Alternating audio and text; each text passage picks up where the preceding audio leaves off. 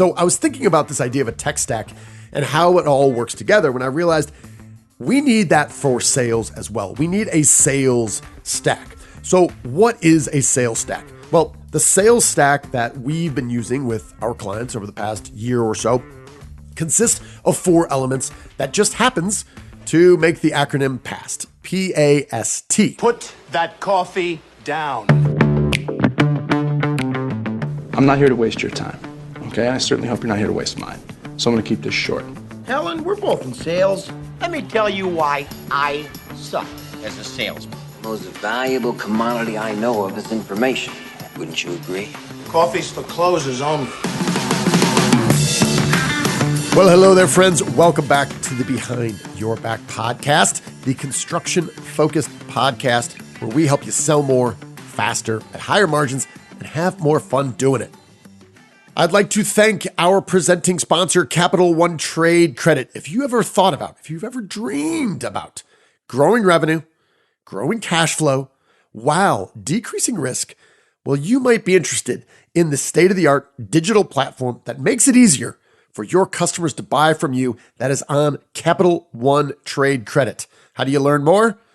Just Google Capital One Trade Credit. So I'm excited to kick off today's episode, which will be the first of 5 shorter episodes. And I know, when I get rolling and we have guests on and we talk about things that we're passionate about, a shorter episode, that is a relative term. But you're going to notice these are shorter episodes, and you're going to see that they are tactical. Whether you are a sales leader or you're a sales rep or you're an inside sales professional who wants to move to the outside, you're going to see that these are more tactical. Hopefully, they're very, very applicable. You can learn about them and implement them immediately. Now, what you are going to hear as we talk about the sales stack, which I believe is one of the most important decisions that you need to make, how to improve the performance of your sales team, and one of the things that is most lacking in our industry. So we're going to talk about a sales stack today. In the next podcast episode, we're going to be talking about negotiation, how to incorporate effective negotiating tips in your personal life. And then we're going to be talking about sales pipelines and some other fun stuff. So anyway, this is going to be the first of 5 episodes that come out that are shorter over the next 2 weeks or so. Why? Well, this is leading up to the launch of our OSR Academy. In episode 257, you may have heard my conversation with Mr. Nick Kukin of Kukin Brothers, 6 locations, over 100 years old, based in New Jersey, as we were talking about some of the challenges that exist today for developing sales professionals. Now, here are some of the headwinds that we are all facing right now. We're all well aware of the fact that there's a lot of experienced, talented baby boomers who have a ton of wisdom who are retiring at a faster rate than we are onboarding new sales professionals to take their place. Also, as commission rates have skyrocketed over the past 2 years, many of these baby boomers who've been very successful, they have moved up their retirement schedule. So that is just increasing the velocity of the problem that we've got here. Now, how did these ladies and gentlemen learn? Well, they learned by doing. They've been in the business for the last couple decades, and they just kind of grinded it out. Some of them had training, others didn't. But now we share this knowledge of how to be a successful outside sales rep, or OSR, mainly through tribal wisdom and shadowing other people and things like that. So the result is we do have a generation right now of sales professionals who joined sometime after 2010 or so, who've been in the business for a decade that have never really had to prospect consistently.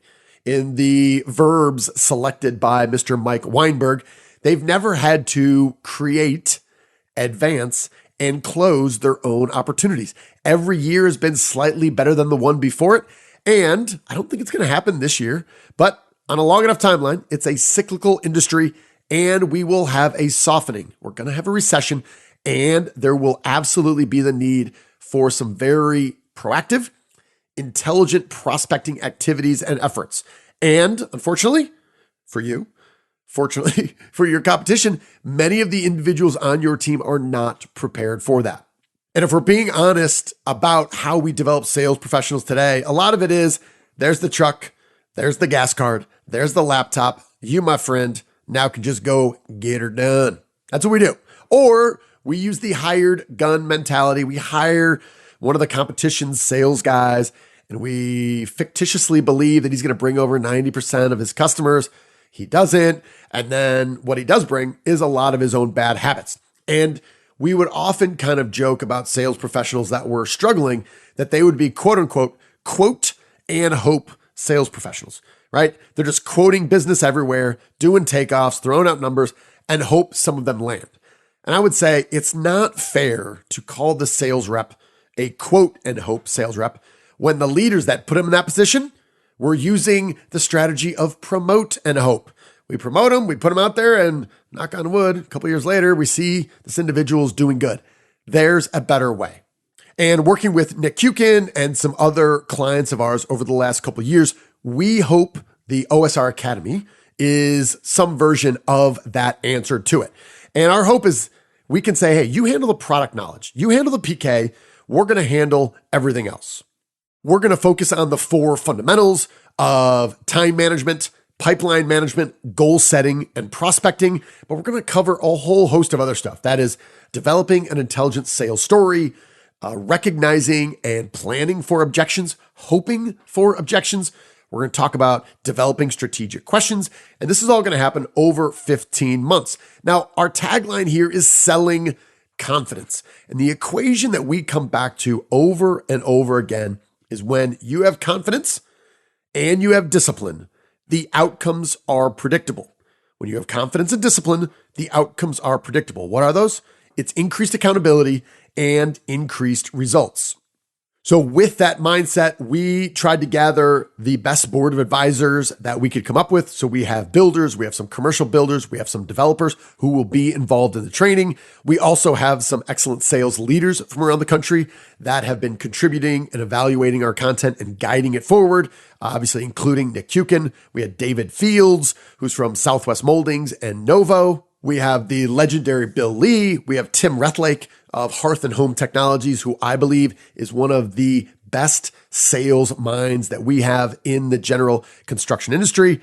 And we have Mr. Mike McDole, who was VP of Sales at National Lumber for decades, it seems. We also have some other professionals that are coming in very tactical ways. Miss Thea Dudley is going to help train our folks when it comes to credit.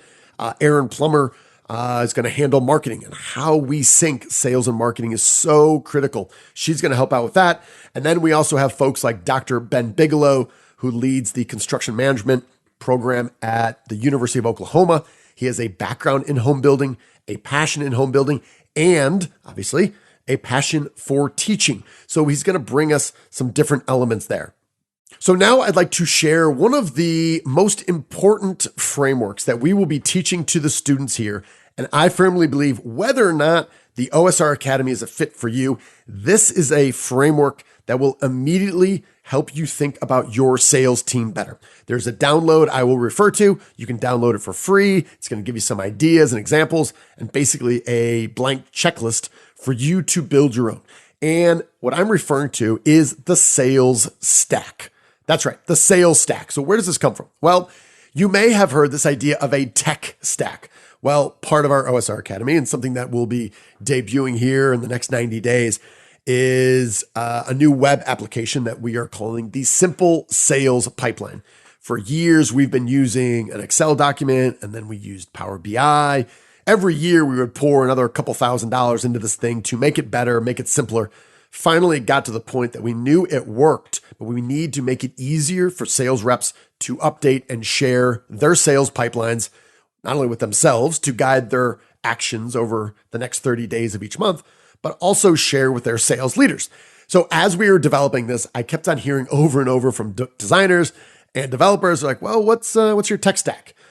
And then I was like, I don't know. We're going to write it in Python code, I suppose, and it's going to end up on, I don't know, Amazon Web Services. That's all I know. And they're like, well, Bradley, if you're going to be the proud owner of this thing, you need to truly understand your tech stack, which is the compilation of software to ultimately get this out in the world. And I guess it's hardware as well. Anyway, you get the idea.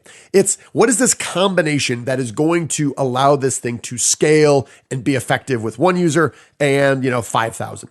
So I was thinking about this idea of a tech stack and how it all works together when I realized we need that for sales as well. We need a sales stack. So what is a sales stack? Well, the sales stack that we've been using with our clients over the past year or so consists of 4 elements that just happens to make the acronym PAST, P-A-S-T. And this makes sense. This is where all results end up being in the past. So your sales stack consists of PAST. It's your sales process, your sales activities, your sales skills, and your sales tools. Okay, so that is your sales stack, your sales process, your sales activities, your sales skills, and your sales tools. And all of these are going to be aligned by the individual steps in your sales process. Now, am I aware that most companies in our industry do not have a defined, succinct, predictable, and repeatable sales process? Yes. Yes, I do. And I would encourage you to develop one now. And I'll give you one right now. We start with a very generic 5-step sales process when we're working with clients and they don't have one. So what might that look like? Well, step number 1 might be research. We're on our own. We're doing our due diligence. We're trying to see if they're a fit. We're learning everything we can. So when we begin this conversation, we are intelligent and we have a plan, and we're going to go try to verify one way or another these hypotheses that we have, which ultimately say, hey, are we going to be a fit working together? So phase 1, step 1 is going to be research. Step 2, discovery. Very common. You've heard this word. It's you and I get together and I ask questions and I listen and hopefully I discover some of these answers that we're looking for. So research, discovery. Then we're going to present some options. We're going to make a proposal. That'd be step 3. Step 4, negotiate. And step 5, close. So research, discovery, presenting of options, negotiate, and close. For all intents and purposes, this is a very generic but very memorable 5-step sales process. So you can imagine a grid. And again, you can download this grid. If you go to behindyourbacksales.com/tools, you can go and download this template to use it for yourself. It is 100% free. And this is going to be something we introduced very early on in the OSR Academy, because I will say, I don't care if your company doesn't have a sales process. You as a sales rep, you are responsible for managing your own business. And if your company doesn't have one, then keep moving, make your own. We got to find a way to test these things, to make them predictable, to make them repeatable. So imagine a grid. There are 5 columns and there are 4 rows. Columns go up and down, rows go side to side. The top, again, is sales process. We have our 5 steps in the sales process: research, discovery, present options, negotiate, close.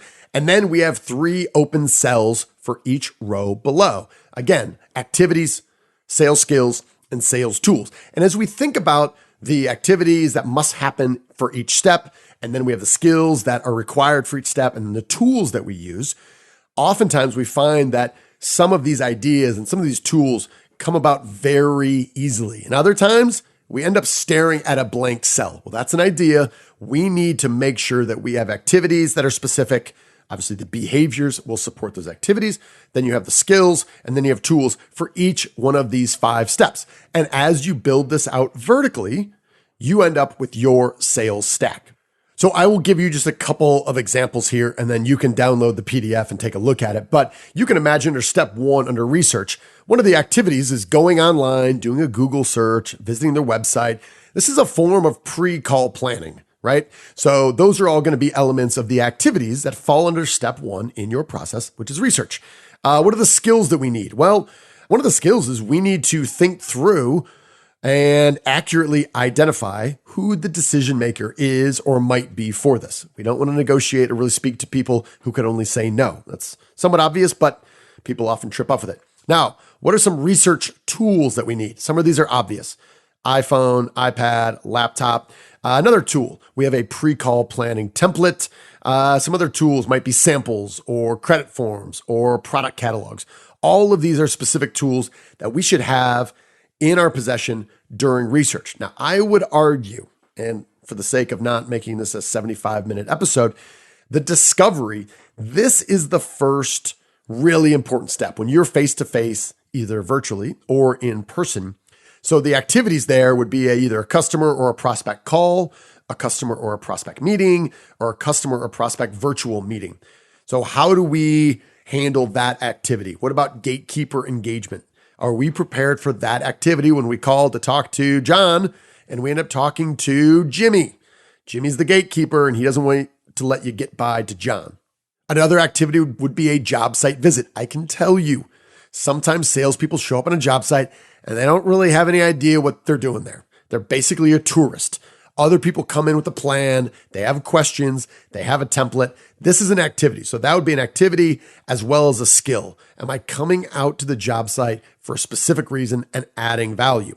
Other skills under discovery, asking strategic questions, developing rapport, reading body language, or this could be virtual selling skills. We're going to address all of these in the OSR Academy. But again, this is under step 2 of your sales process, discovery, right? And these are skills. What tools might you have? Well, maybe it's a customer goal review form. Maybe it's a job site visit template, or maybe it's a template that we have that works incredibly well, very simple, where we quantify the pain that this either customer or prospect is in. You gotta quantify the pain up front. So I just gave you a few activities, skills, and tools that fall under the first 2 steps in the sales process. Again, a very generic one, research for step 1, discovery for step 2. So I would encourage you, again, go to behindyourbacksales.com/tools, download for free the sales stack, and you'll see that we're giving you some ideas, but there's also a lot of blanks there. Go ahead and fill it out and begin thinking how it's relevant to you. So as we close out this episode, as you think about this idea of a sales stack, your sales process, those sales activities, these sales skills we must learn and acquire and implement, and the sales tools that we can develop for ourselves and use to make life easy and make life predictable in the sales profession. This is all part of the sales stack, and this is something that we will start teaching and implementing immediately in the OSR Academy. And our goal here, our tagline is selling confidence. And again, think back to this equation, which I referred to is when you have confidence in your sales stack, you know what you're doing, and you have discipline, you have a plan and time management skills to do this consistently, the outcomes are predictable. You have confidence and discipline, you will have increased accountability, and you will get results. So if you have confidence and you have discipline, you will get increased accountability from your sales rep and you will get the results that you want. That is what we're ultimately delivering over the course of 15 months in the OSR Academy. Now, one of the first questions people have asked is, well, these are full-time employees. They have another job. Is this going to be a distraction? How are they going to keep pace? How are they going to be engaged? And I say, absolutely, I get it. We have an OSR Academy slide deck where you can download everything. You can see kind of the commitments, how we've kind of thought this whole thing through, the curriculum week by week through the entire program. Our understanding is these people have full-time jobs and we need them to excel. So this is really only fit for people who want to go the extra mile, people who are willing to put in a little extra time each week to improve themselves, to change their life when they become an outside sales rep. So the expectation is somewhere between 30 minutes and 2 hours. And obviously this changes week to week and month to month.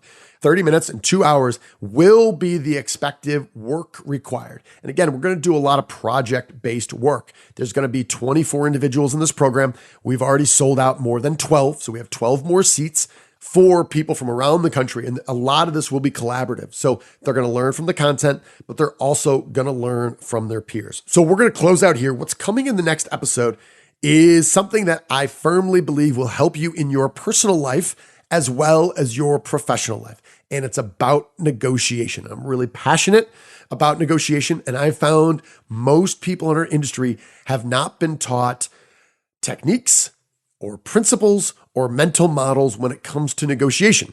And that results in them paying more in their personal and professional life. So we're going to address that. And I'm very excited to share what those are. So without further ado, we're going to close out. And again, feel free to go to behindyourbacksales.com/tools to download the sales stack template as well as our OSR Academy. Even if it's not a fit, download it, check out the content, check out the curriculum, check out our esteemed board of advisors, see who's part of that, both from the LBM community as well as from the building community, because they're going to be teaching this as well. So thank you to Capital One Trade Credit.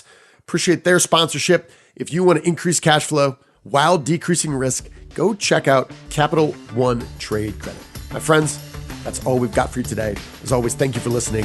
You, my friend, are owed nothing. Deliver value first.